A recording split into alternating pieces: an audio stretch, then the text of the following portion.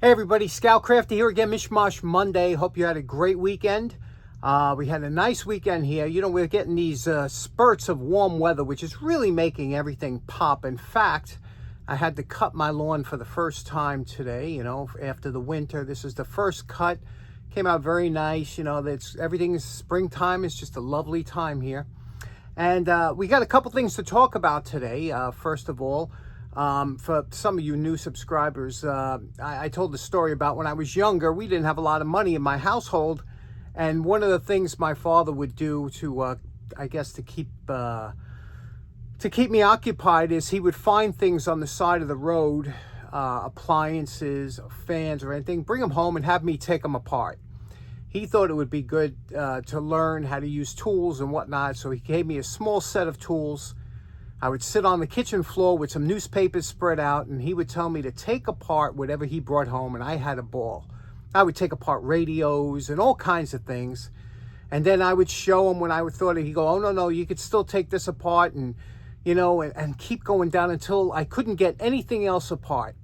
And then he would say, okay, put it all in the box, and we would throw it out, you know, because it was broken anyway. But a good way to learn how things operate by deconstructing things and taking them apart. But I was always fascinated. Ever since then, I was fascinated on how things work. I even like that show, How It's Made and How Things Are Made. But I love to know how things work. And I know a lot of you will like that out there too. So, you know, we did the fire alarm a couple of weeks ago. We did that beautiful fire alarm. Well, I have another one that you've probably seen, but don't know how it works. Let's see how it works. Let me show you. Okay, now in your travels, you've probably seen one of these before, and this is a traditional fire pull switch that you will see in most buildings or movie theaters, wherever you might go. You might see something like this, and it says pull in case of fire. And it is a fire alarm. And this one's made by Edwards. Very popular, very common throughout the United States. And how these work is very interesting because unlike the one that I showed last time, which is a coded one, which will send a code through, it's mechanical, this is just basically a switch, an electronic switch. But it is very interesting because according to code, these fire switches have to have little safeties built in and mechanisms that you can't reset them and just pull it and shut it off, and that you'll never know it was pulled. So let me show you how this works. A lot of these fire switches were simple in design, but absolutely genius the way they were designed. A lot of these here, okay, this is just a switch that you would pull down. So you would see this on the wall very much like this. And there would be a glass rod. I don't have a glass rod here, so I replaced it with this rod just to show you where that glass rod would be. Now, in case of a fire, you would pull this switch down like this. You would pull this, and when you did pull this down, it would break the glass rod and activate the switch. Okay, and I'm going to show you what that would look like. It would look like that, okay? Although this would, if it was glass, would be broken, and this is now the switch. Now this switch is, that's it. You can't reset it. It can't go back. It's already pulled, and the alarm will go off. I'll show you what that sounds like in a minute. But what's interesting is inside here, and to reset this, some have a key. This has a screwdriver. You turn the screwdriver, a little latch opens up. All that's back here is a switch. And it's just, as you can see, it's a simple toggle switch with a ball on the end. Now it tells you how to test it. And as you can see how this works now, we threw the switch when we pulled it. You reset it, you put it to the off. That will shut the bell off. And this little catch here has to go into here. When you close it up, again, you would insert a new glass rod, and then when you closed it, it would lock in like this, and now it's locked. And again, it would be ready to go until you activate it again. Very interesting, very simple, and these are all throughout the city. I know we have them here, but this was a very common one. Let me show you how it would work. Now, typically that switch would be hooked up to a central system, would activate the entire alarm. You could have it where it would just, fire alarm would be on the floor, or it could be throughout the whole building, wherever you wanted. I'm going to show you with an electric bell here. This is a vintage electric bell. You could see here, you remember these. These were in a lot of homes. This one here was made in the Bronx. Okay, it was made in the Bronx, New York. It's only a couple miles from me. and you can see the schematic on how to hook it up. And you need a transformer to run a bell. And old houses usually have this in it, and you wouldn't even know it. It's a transformer, and it transforms the current from 110 or 120 volts that you have coming into the house down to, in this case, 16 volts. Okay, so we're going to put up just a quick patch cord on here. We'll hook up some wires to the bell, and I'll show you how this would sound when activated. Okay, here's our device temporarily hooked up to show you how it would work. Now, when you pull this down, remember, there's no way if you accidentally pulled it and tried to reset it, you can. It has to be reset by opening up the box and stuff. So that's a safety protocol. Let me show you what it would sound like if you pulled the alarm.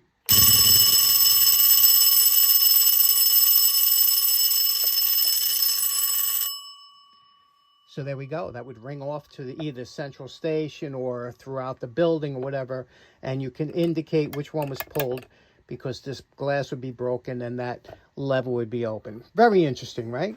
Next up, I want to give you a heads up on some new products that are coming out. I had to go get some additional Regal Red or Scoutcrafter Red from Rust-Oleum. Love this. But I noticed that they have new can tops for most, they still have the old ones, but they might be phasing them out. Who knows? But you can see here they have a different type of top on here. Let me show you how this works. Now, we all know one of the downfalls with spray paint is the nozzle. That's always the problem. But this one here is a 5-position nozzle. You can see here 5-in-1 ultimate control. And how this works, you could take a look closely at the nozzle and how this works. It rotates, you see, and there's numbers up there: 1, 2, 3, 4, and 5, and again a lock portion. And here's what it says on the can. 1 is high output, which will give you more paint coming out of, so it's a larger orifice. Number 2 would be standard, as if you had a standard can. Number 3 would be low output, which means you're just going to put a very light coat on. Number 4 would be a vertical fan. What a vertical fan means is that I'll give you a line of paint this way, which is great for going left and right. Like if you're doing a toolbox, you would do vertical fan. It would give you a fan of paint just like that. And then number 5 is a horizontal fan. That's if you're doing something that's vertical that you want to spray up like this. Like if I was spraying this can, I would do a vertical fan, and it would give me a fan spray like that. So I'll be trying this out soon, and I'll try and video, but just want to give you a heads up on the new caps that are actually out now on Rust-Oleum. Pretty cool. Okay, next up, my buddy Pat. You know him as Pat CB829 in the comments. Pat had mentioned, we were talking about the Variac and things like that, and blowing circuit breakers, which, that the Variac did down here. But Pat also had a problem with running an extension cord. I thought I would touch on that real quick, because it's a subject that I really enjoy, and I think you might get something out of it. Let's talk about that real quick. Now, if you're like me, we all love a good extension cord, right? And we've probably had all different types. This here is a homemade cord that I get when sometimes you see a vacuum thrown out or something. I cut off the cord, I put an end on, and now I have a portable extension cord. And I use these basically for the little spotlights that I use. These little lights on top of here to illuminate and whatever, the reflector lights. And I'm only using 9 watts, so this is more than enough. So it's a cheap alternative. It's lightweight, so that's what they're good for, right? And then you have, a slightly larger cord, but again, this cord here, and you can see here, it's not a grounded cord, you see? It's only a 2-conductor cord, so you're limited on what kind of stuff you could use with this. But it is very supple, very soft. But and everything is on the side here. It'll tell you it's good for 300 volts, and it'll give you how many amps it's good for. But I got to tell you something. I don't know if I would trust this for 15 amps. You cannot trust what's stamped on here unless it has, let's say, a UL certification or something. Other than that, you can't really trust. You've got to be very careful. Then, of course, we have the traditional orange cords. You get it like Home Depot and stuff. And any good cord should have a shoddy repair on this here. This one here is in a stack of cords that I was going to cut and make into 2, but or, you know, do it decent. But you could see here, this was a quick repair, but it wasn't me. Somebody did a quick repair on here, and God only knows what this is, but that's in the to-do. And so that's, we've all seen these floating around, right? And then you have your pretty decent cord, like this one here. This one here is it's got an illuminated end. It's a thicker cord. It's probably rated again for, you know, depending on how long it is. This one's a little bit longer, but you could see here, this one's UL listed, and that's the only way you could really trust. If it's got the UL listing on there, the UL certification, then you could trust whatever is written on there because they back it up. Now, if you plan to be running your extension cord outside, and you're going to be using some kind of water, like a pressure washer, an electric pressure washer, something like that with electric and water, and it's always a good idea to get one of these. And John, my buddy John Fix, gave me this, and John actually was a dealer. He used to deal in all kinds of cords and things like that. So he sent me this. This is a portable ground fault interrupter. You see, ground fault circuit interrupter. So if anything should happen, if it should get shorted out, this thing will trip, and you don't have. That's a safe way of running things outside that's going to have water around it or something in there. They're really not expensive when you think about what goes in. You can see here, this one's a heavy duty one. You can see really well made. This one's made by Voltec, and again, UL listed. And that brings us to this Southwire. That's I just purchased this. This here is a red, white, and blue cord, and it's made specifically for the Wounded Warrior Project because they are they're donating like $100,000 a year to the Wounded Warrior Project, and it's made in the USA. It's a highly rated cord, illuminated ends. It's you can see here, it's a 12-3, which means it's 15 amps. The only one better than this is the 10-3. That's a 10 gauge, but 12 gauge is very thick for an extension cord, and it's this one's 25 feet. I just need a short one to if I want to run a compressor into my yard, one of the portable small compressors or something like that. And you can see it's got the ends are nice. They're, like I said, illuminated. It's a heavier duty cord, and this is what you need. You need a real thick cord because you're going to get that voltage drop when you're running for long, and you don't want an excessively long cord either.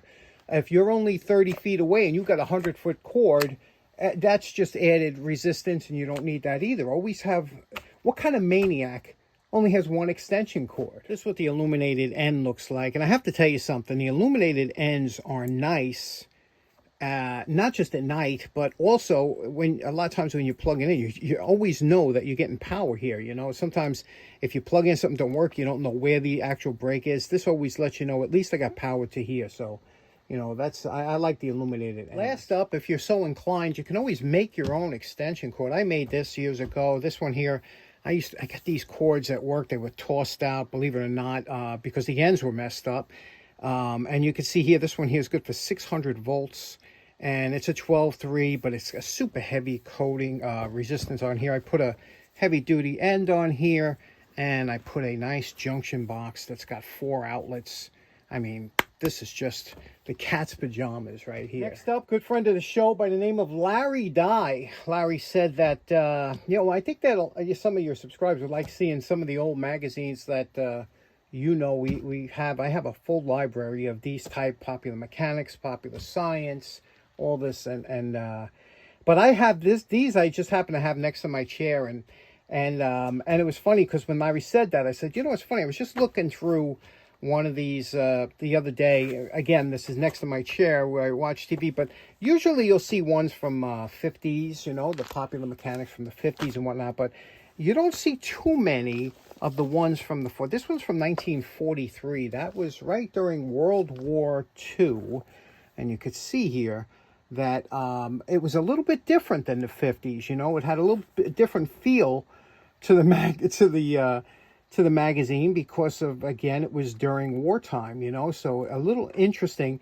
but there was some great stuff in here. I picked out a couple things I wanted to show. Every tool company would always advertise in Popular Mechanics and Popular Science. Miller's Falls was obviously, you know, right on top with advertising, but I wanted to show you this advertisement here. You always had to pay extra to have color in your ad. Now look at this.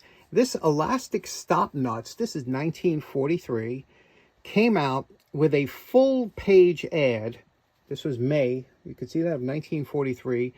And a elastic stop nut. You know, a lot of you, I don't know if you've, some of you haven't used one of these. It's a godsend. They're fantastic. Anytime you're not sure of whether you like a product or not, what I like to do is I like to buy an inexpensive assortment. Now, this is an assortment of nylon locking nuts, or they're called Nylox a lot of times. And here you can see the different sizes on top. And over here you can see what they look like. They have a nylon insert. When you put these on, they stay put. You don't need a lock washer. If you've never tried these, please get one of these assortments, and you won't be sorry.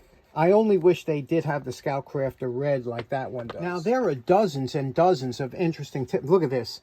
A two-man sidewalk tank. This is something that would keep the teenagers busy building a tank made from roller skates and whatnot, and that looks like a lot of fun.